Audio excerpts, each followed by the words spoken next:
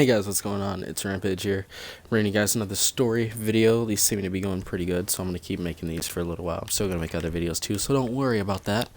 But today I'm going to be telling you about the story that I mentioned in the end of last video. As you can see, we're falling out of the sky. I don't think we're... But, okay, so I told you about how I was like 12, and I was just like pure savage. How we were supposed to spawn. But I was 12 years old, and this is the story. Okay, so it started off me and my friend.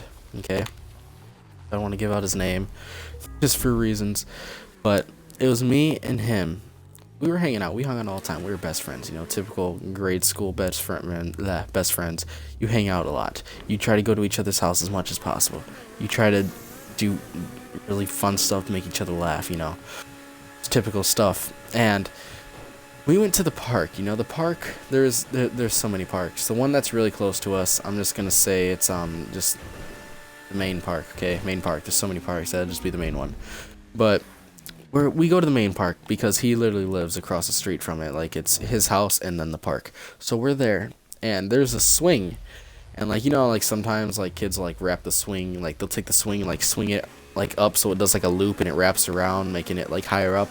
Well, somebody did that and it got stuck. So, you know, we were like, it was pretty much every swing there is different, and that was my favorite swing. Like, it's just how it was. It was my favorite swing. I always swung on it. If anybody else did, I was like, dude, get off my swing. They're like, oh, okay. Oh god, I gotta sneeze. Oh god. Thank you. But anyways, so this is what we did. He was really good at climbing, so he climbed to the very top of the swing set, and he was like grabbing the swing, you know, like trying to fix it. And one of the like, you know, there's two chains on there, no pun intended. There's two like actual chains that are connected to the swing.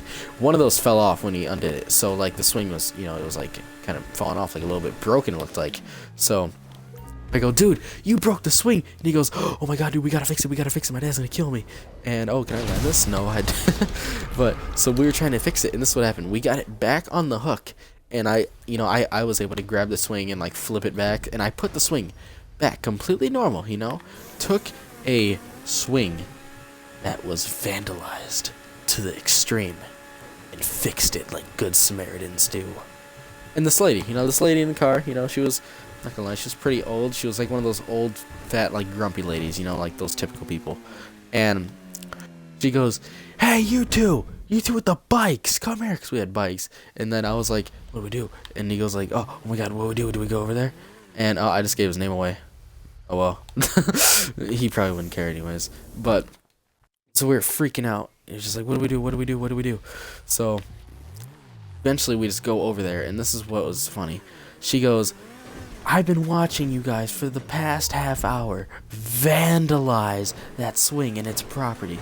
So I go, but we fixed it. And she goes, no, don't tell me shit. And you know, when adults cuss when you're young, you're pretty much just like, oh god, it's getting real. This is, you know, everything is coming out now. Oh god.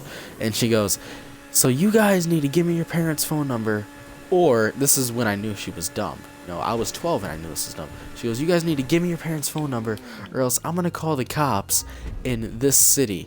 And like, when I say this city, I'm not talking about the city we're in. I'm talking about a city about 20 minutes away from here.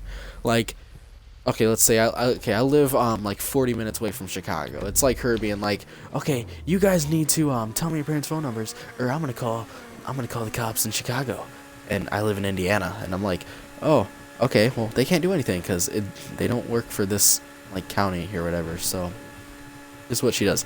My friend, he actually gives the lady his dad's phone number, and like, I think, whoa, was I gliding for a second? It looked like I was gliding there, but you know, I think his dad picked up, or he didn't pick up, and I had a little flip phone, you know, a little 12-year-old flip phone. It was pretty. Thought it was pretty badass, you know. Just go in school, I have a little pocket phone, pull it out, you know, change my ringtone, typical flip phone stuff. 2007, no, not 2007, like 2000, I don't even know. But I had that. I flipped it open in my pocket, and this is what I did. I flipped it open in my pocket, and I, you know how like flip phones, they had the volume buttons on the side.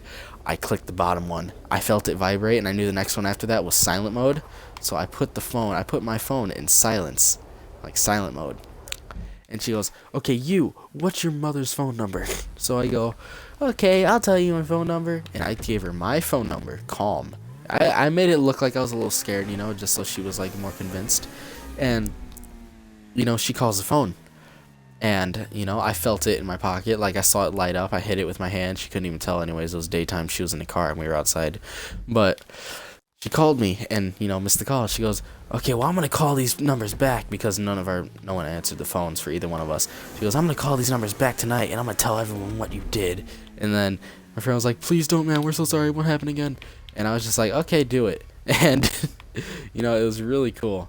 The funny thing was, when my friend gave her, like, his dad's number, he said the first 3 numbers, and this is what she says.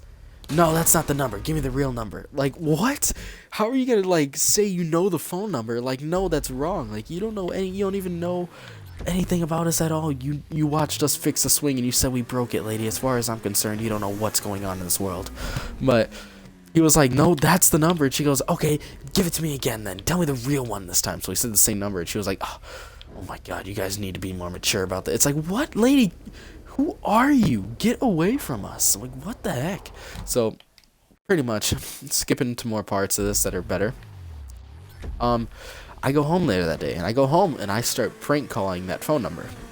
You know, like, a lot. I mean, I'm talking about I'd call, hang up, and I saved the number in my phone, and I put that, you know, the little star 67 in case, so, like, they can't call you back. It's, like, untraceable, or not untraceable, but, you know, just how it is. So I do that, and she goes, like, after like the 5th call, this is what scared me. She goes, I know who this is. And I go, oh really? Who is this? She goes, you're the kid from the park, aren't you? I go, no, I'm not. My name is Tiffany. Is Claire home? You know, just made up something. I swear, I think that's what it was too. And she goes, no, Claire doesn't live here. I know exactly who you are. I'm gonna call the cops if you keep calling me. So she said that, and I was like, are you gonna call him in Chicago? Hung up the phone, you know, thinking I was cool, laughing about it with my friend for like 10 minutes, and then it got to this point. On the weekends, I go to my dad's house. So I go there, I tell him what happens. I told him how MLG Pro I was to where I got her number. And he goes, really? I go, yeah. He goes, well, let me see. My dad called her. He called her, and it was funny because he wasn't yelling at her, but he was pretty much like, if you ever threaten my son again, like just saying stuff to her, and she was like, you have the wrong number, sir, you have the wrong number. And it wasn't the wrong number, it was her voice, everything. It was all the same, and it was just really funny. And after that, she never called me back. I deleted her number. I think I got a new phone anyways, but it was just really, I just thought that was like a really, you know, amazing moment in 12-year-old history, you know.